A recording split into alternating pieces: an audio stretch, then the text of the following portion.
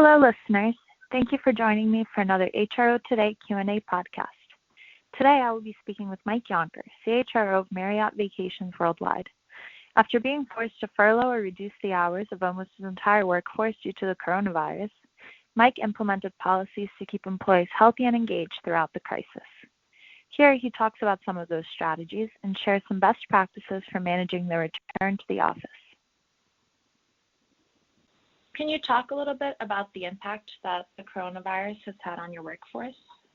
You can only imagine, given our industry, the impact the virus has had on the industry. And beginning middle of April, every one of our associates worldwide, and we have resorts all over the world, from Asia, Europe, of course here in the U.S., the Caribbean, Mexico. It hit pretty hard and fast. And every one of our 24,000 employees worldwide either went on furlough or on a reduced work week, or if the executive officers volunteered to take a 50% reduction in pay. So again, the good news is that we're starting to recover, but initially it hit hard. What I was amazed is just how gracious our employees were, given the circumstances, because obviously it affected a lot more than just us, but that was probably the biggest thing in terms of impact and how hard that was. We decided right away it was important to take care of our associates, and not knowing how long the virus is going to last. Immediately, for those that went on furlough, we covered 100% of the medical, dental, and vision insurance premiums for all associates who went on furlough. We had just finished a acquisition, and we had merged two companies of similar size about the year before. And so we'd done a lot of work on our culture work, on our values, and we had also just harmonized systems and processes to where we're on two different HR capital management HCM platforms, and we were able to kind of combine onto one, and that was Workday. And so one of the outcomes of that was we were able to immediately be able to really communicate to all of our associates on furlough. So we used that platform out of the gate to stay in touch with our associates. We have regular updates every week to kind of stay in touch with them, and that platform, we provide resources that are related to health and wellness, mindfulness, managing stress, exercise, family, distant learning for children, given that a lot of employees now had, for those that were working remote anyway, or those that were on furlough, had people working at home and had their children at home.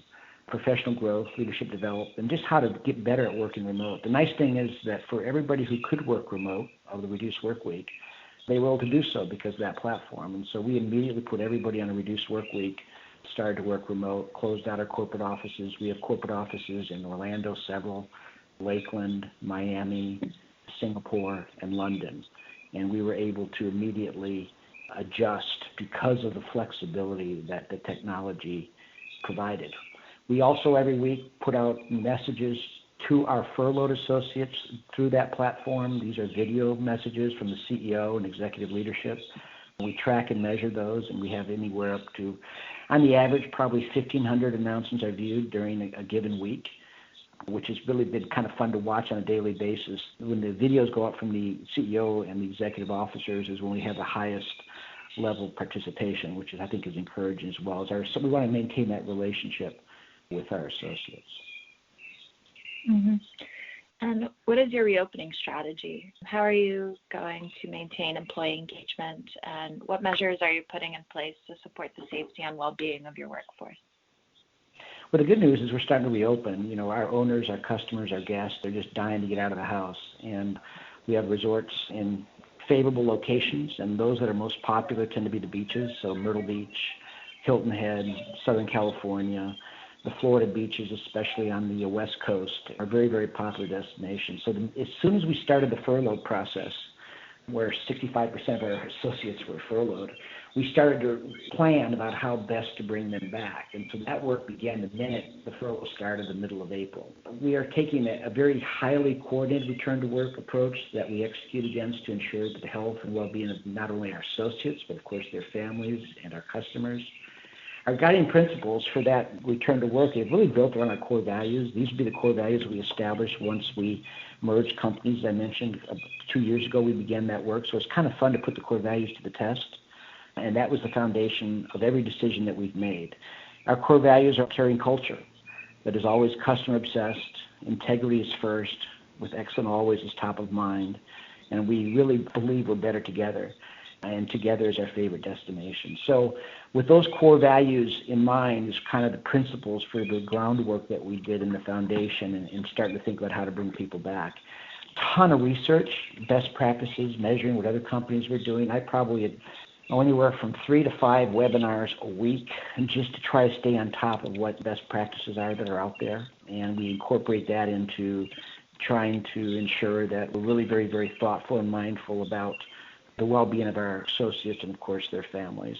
We also have to stay on top of the federal, state, and local guidelines and laws. And as you can only imagine, it's complicated enough in the United States where every state is kind of doing their own thing. And oftentimes in this state, every jurisdiction, whether it be a county or a city, is kind of off. And so we have to be able to adjust in the moment accordingly. That complexity is even greater when you think about every country. And so staying on top of the local legislation and where the various countries are and jurisdictional areas is really key to our success.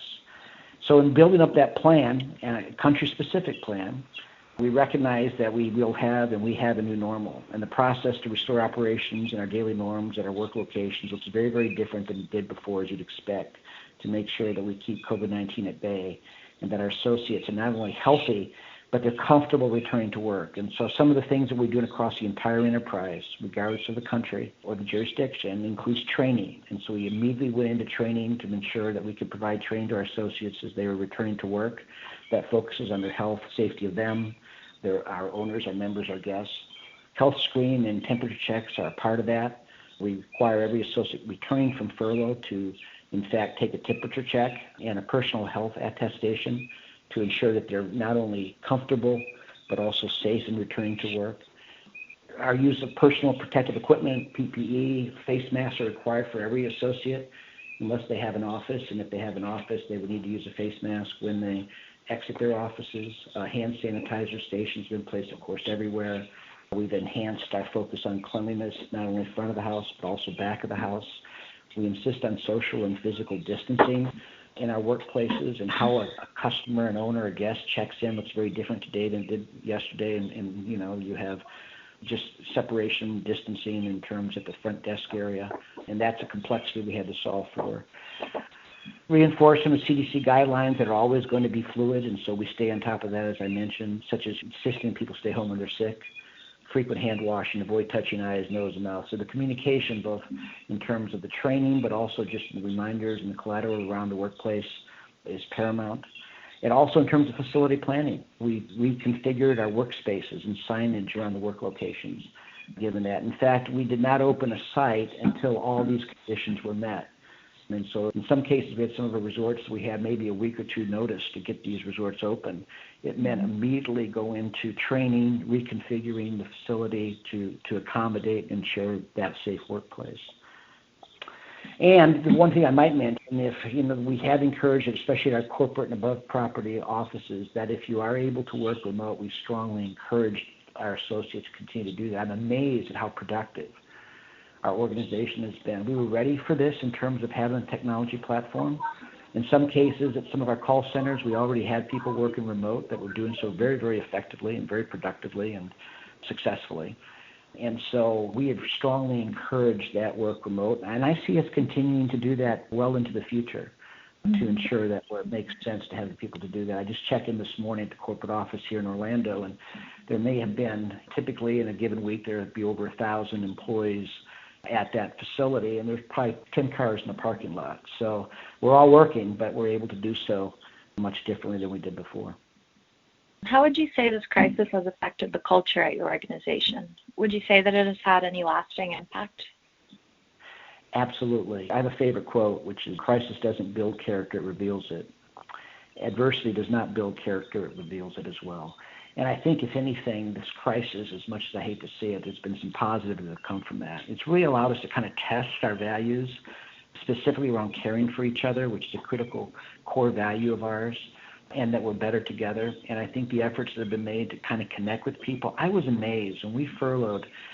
We have 24,000 employees, so we furloughed 65% of those employees at how gracious our associates were. Here they were, they're going into the unknown. They knew that collecting unemployment was going to be difficult. We did our best, of course, to make sure we covered their medical costs. Didn't have to worry about that. They at least had health care going into it, and normally we pay 70%. This time we paid 100% of the medical costs. And I'm just amazed at how well I think we've done in terms of just staying connected with our associates. It's fun to see them come back. Sometimes you wonder where they're going to come back. In some cases, unemployment might exceed what they'd be making for some of our employees in the workplace. And so to have associates, willingly come back and do so with all the uncertainty in their world, I think has only strengthened our culture.